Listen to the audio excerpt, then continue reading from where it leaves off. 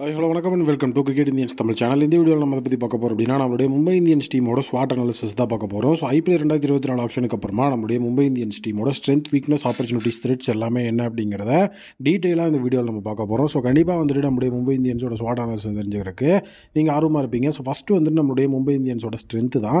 நம்மளுடைய மும்பை இந்தியன்ஸோட ஸ்ட்ரென்த்தை பொறுத்த வரைக்கும் அவங்களுடைய பேட்டிங் தான் அவங்களுடைய மிகப்பெரிய ஸ்ட்ரென்த்து. ஸோ டோட்டலாக ரோஹித் சர்மாவில் ஆரம்பித்து ஸோ கடைசியாக ஃபினிஷிங் பண்ணுற ஹர்திக் பாண்டியா வரைக்கும் பேட்டிங் செம ஸ்ட்ராங்காக இருக்குது. ஓப்பனிங்க்கு வந்து பார்த்தீங்கன்னா ரோஹித் சர்மா, இஷான் கிஷான், அதே நேரம் ஃபினிஷிங்க்கு ஹர்திக் பாண்டியா, டிம் டேவிட்னு ஸோ ஒரு அதிரடியான கடப்பார பேட்டிங் லைனப் அவங்ககிட்ட இருக்குது அப்படின்னே வந்து சொல்லணும். ஏன்னா ஃபுல் அண்ட் ஃபுல் வந்து பார்த்தீங்கன்னா ஐபிஎல் அப்படின்னு எடுத்துக்கிட்டிங்கன்னா ஸோ நீட்டாக வந்துட்டு அந்த லைக் டு லைக் ரீப்ளேஸ்மெண்ட்டையும் நம்மளுடைய மும்பை இந்தியன்ஸ் டீம் பண்ணியிருப்பாங்க. ஸோ இந்தியன் ஆப்ஷன்ஸ் அப்படிங்கிறதுக்கு இல்லை அப்படின்னாலுமே ஸோ டோட்டலாக வந்து பார்த்தீங்கன்னா அந்த இடத்துல ஓவர்சீஸுக்கு வந்து லைக் டு லைக் ரீப்ளேஸ்மெண்ட் இருக்கும். ஸோ அதுவுமே இந்த தடவை வந்துட்டு சூப்பராக இருக்குது. ஸோ அந்த டாப் 8 அப்படிங்கிற மிகப்பெரிய பேட்டிங் லைனப்பை டிஸ்ட்ரக்டிவாக வச்சுருக்கிறாங்க. ரோஹித் சர்மாவும் இப்போ வந்துட்டு கேப்டன் இல்லை அப்படிங்கிற ஒரு விஷயம், அவர் வந்துட்டு ஒரு விண்டேஜ் ரோஹித் சர்மாவா, வேறு லெவலில் ஒரு ஃபியர்லெஸ் ரோஹித் சர்மாவா களமிறங்கிறதுக்கும் அதிகப்படியான வாய்ப்பு இருக்குது. டிவில்பிவிஸ்க்கும் உள்ள வாய்ப்பு கொடுத்தாங்கன்னா கண்டிப்பாக இந்த ஒரு பேட்டிங் லைனப் அப்படிங்கிறது ஒரு மான்ஸ்டர்ஸ் பேட்டிங் லைனப்பாக இருக்கும். ஸோ ஒரு கடப்பார பேட்டிங் லைனப் எப்படி ஒரு பழைய மும்பை இந்தியன்ஸ் நம்ம பார்க்குறோமோ ஸோ அதே மாதிரி ஆன் பேப்பரில் அவங்களோட பேட்டிங் லைனப் இருக்கிறது அவங்களுக்கு ஒரு மிகப்பெரிய ஸ்ட்ரென்த்து. ப்ளஸ் லாஸ்ட் இயர் வந்துட்டு இன்டர்நேஷ்னல் எக்ஸ்பீரியன்ஸ்லாம் திலக் வர்மா இப்போ இன்டர்நேஷ்னல் எக்ஸ்பீரியன்ஸ் எல்லாத்தையுமே வந்து கெயின் பண்ணிட்டு வர்றாரு. ஸோ அதுவுமே இன்னொரு ஆடட் அட்வான்டேஜ். ஸோ எக்ஸ்பீரியன்ஸ் அப்படிங்கிறதும் அவங்களுடைய பேட்டிங் லைனப்பில் இப்போ ஒரு மிகப்பெரிய விஷயமா இருக்குது. ஸ்கைக்கு கேப்டன்ஸ் எக்ஸ்பீரியன்ஸ் இருக்குது, எல்லாமே வந்துட்டு பேட்டிங்க்கு ஒரு சாதகமாக இருக்குது நம்மளுடைய பல்டான் படைக்கு. அடுத்தது வந்துட்டு அவங்களோட வீக்னஸ் அப்படின்னா அவங்களோட பவுலிங் தான். ஸோ என்ன ப்ரோ சொல்கிறீங்க, பவுலிங்கில் என்ன ப்ரோ வீக்னஸ் அப்படின்னு கேட்டிங்கன்னா ஸோ பவுலிங்கை பொறுத்த வரைக்கும் Bumrah, Jason Behrendorff so அதே நேரம் நீங்கள் வந்துட்டு ஓவர்சீஸ் பேசர்ஸ்னு எடுத்துட்டிங்க அப்படின்னாலே அவங்கள ரிட்டைன் பண்ணாங்க. ஸோ புது வரவாக வந்து பார்த்தீங்க அப்படின்னா ஜெரால்ட் கோயிட்ஸா இருக்கார். ஸோ இந்தியன் சைடுக்கு பார்த்தீங்க அப்படின்னா ஆகாஷ் மத்வால் உள்ளே இருக்கிறாரு. ஸோ டோட்டலாகவே வந்து பார்த்தீங்கன்னா அவங்க பேஸ் அட்டாக் அப்படிங்கிற செட்டிலாக இருந்தாலுமே ஒரு நீட்டாக வந்துட்டு நம்மளுடைய பும்ரா அப்படிங்கிறவர் வந்துட்டு ஒரு wicket taking bowler plus experience player. So அவருக்கு வந்து பார்த்தீங்க அப்படின்னா நீட்டாக வந்து ஒரு பேக்கப் இல்லை. ஸோ ஆகாஷ் மத்வால் அப்படிங்கிற அவர் மட்டும்தான். ஸோ அவருமே வந்துட்டு இனிஷியல் ஸ்டேஜஸில் நல்ல ஒரு பெர்ஃபார்மன்ஸாக கொடுத்தாரு. பட் ஆனால் வந்துட்டு ஃபைனல் டைம், அதாவது வந்துட்டு கிளைமேக்ஸ் டைமில் வந்துட்டு கொஞ்சம் அவருன்னு சொதப்பினார். ஸோ எக்கனாமி அப்படிங்கிற விஷயமும் அடி வாங்கிச்சு. ஸோ பும்ராவுக்கு ஒரு லைட் லீக் ரீப்ளேஸ்மெண்ட் அப்படிங்கிறது மும்பையில் இல்லைங்கிறது ஒரு மிகப்பெரிய வீக்னஸ். ஸோ பேஸ் அட்டாக் அப்படிங்கிறதையும் தாண்டி ஸோ அந்த இடத்துல வந்துட்டு பவுலிங்கில் ஸோ பேஸ் அட்டாக் கண்டிப்பாக வந்துட்டு ஆகாஷ் மத்வாலை வச்சு நம்ம வந்து சரி பண்ணிடலாம் அப்படிங்கிற விஷயத்தில் நம்ம வந்துட்டு ஓகேப்பா அப்படின்னு அட்வான்டேஜ் வச்சுருந்தாலுமே ஸ்பின் அட்டாக் அப்படிங்கிறதுல கண்டிப்பாக வீக்னஸ் இருக்குது. பியூஷ் சாவ்லா அவர் வந்துட்டு ஒருத்தரை எல்லாமே வந்து பண்ணிட முடியாது.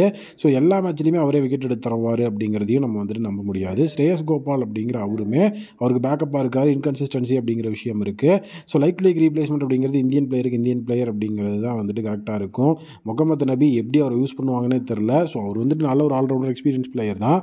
பட் அவரை வந்துட்டு உள்ளே கொண்டு வரும்போது கண்டிப்பாக நம்ம காம்பினேஷனை மாற்றணும் அப்படிங்கிற விஷயம் இருக்குது. ஸோ கண்டிப்பாக மும்பை இந்தியன்ஸோட பவுலிங் அப்படிங்கிறதுல ஓரளவுக்கு சின்ன ஒரு நெகட்டிவ் ஷேட் அங்கங்கே தெரியுது. ஸோ அது மட்டும்தான் அவங்களோட வீக்னஸாக இருக்கும். மற்றபடி அவங்களுக்கு பெருசாக வீக்னஸ் அப்படிங்கிறதுல எது கிடையாது.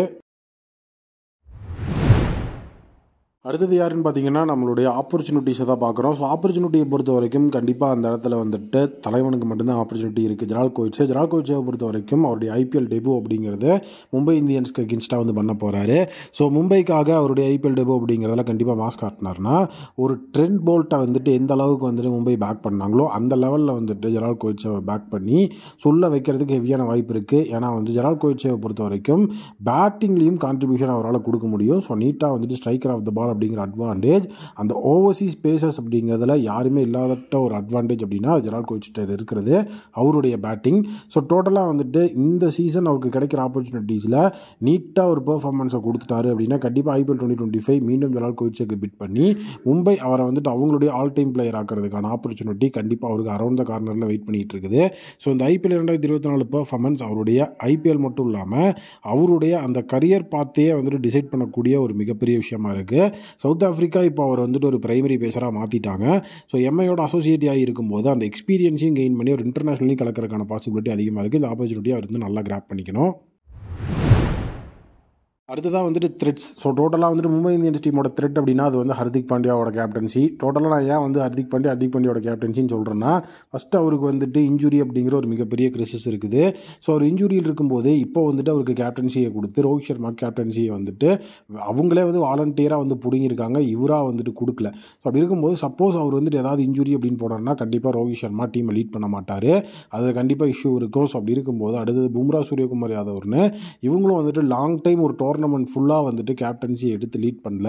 ஸோ ஹர்திக் பாண்டியா இருந்தால் மட்டுமே அந்த இடத்துல எந்த விதமான பிரச்சனையும் இல்லை. சப்போஸ் அவர் இன்ஜுரின்னு கிளம்புறாருனா அதுவே வந்துட்டு ஒரு மிகப்பெரிய த்ரெட்டு. ஸோ அது மட்டும் இல்லாமல் ஹர்திக் பாண்டியா வச்சு இன்னொரு த்ரெட் என்ன அப்படின்னா, ஸோ டோட்டலாக இப்போ வரைக்கும் ஹர்திக் பாண்டியா கேப்டன் ஆனதுக்கு எந்த ஒரு மும்பை இந்தியன்ஸ் டீம்மேட்ஸுமே கங்க்ராச்சுலேட் போடவே இல்லை. ஸோ எல்லாருமே ரோஹித்தோட பசங்க மாதிரி அங்கே தான் சப்போர்ட் பண்ணுறாங்க. ஸோ அவரோட ஆட்டிடியூட்டில் ஏதாவது ப்ராப்ளம் இருந்ததுன்னா கண்டிப்பாக அது மும்பை இந்தியன்ஸ் டீமுக்குள்ளே ஒரு டிஸ்பியூட்டை கிரியேட் பண்ணி மும்பை இந்தியன்ஸ் டீமே ரெண்டாக பிரிக்கிறதுக்கான பாசிபிலிட்டி இருக்குங்கிற ஒரு மிகப்பெரிய த்ரெட்டும் நம்மளோட வந்துட்டு ஒரு பயத்தை தான் வந்து கிரியேட் பண்ணுது. ஸோ ஹர்திக் பாண்டியா கம்ப்ளீட்டாக வந்து ஃபிட் ஆகி ஃபுல் சீசனும் கேப்டனாக இருக்கணும் அப்படிங்கிறது ரொம்ப ரொம்ப முக்கியம். கண்டிப்பாக அவரோட இன்ஜுரி அப்படிங்கிறது ஏதாவது எட்டி பார்த்துச்சுன்னா அது மும்பை இந்தியன்ஸோட அந்த ட்ராஃபி அப்படிங்கிற பயணத்தை கண்டிப்பாக தடை செய்யறதுக்கான ஒரு ஸ்டார்டிங் பாயிண்ட்டாகவும் பிள்ளையார் சொல்லியாகவும் இருக்கும் அப்படிங்கிறது ஒப்பீனியன். ஸோ இதுதான் நம்மளுடைய பல்டான் படையோட ஸ்வாட் அனாலிசிஸ். ஸோ இதில் உங்களுடைய ஒப்பீனியன் என்ன? ஸோ நீங்கள் ஏதாவது பாயிண்ட் ஆட் பண்ணணும் அப்படின்னா கமெண்ட் செக்ஷனில் ஆட் பண்ணுங்கள். ஸோ மீண்டும் நல்ல புதிய வீடியோ மீட் பண்ணுறேன். Thank you, take care and bye bye.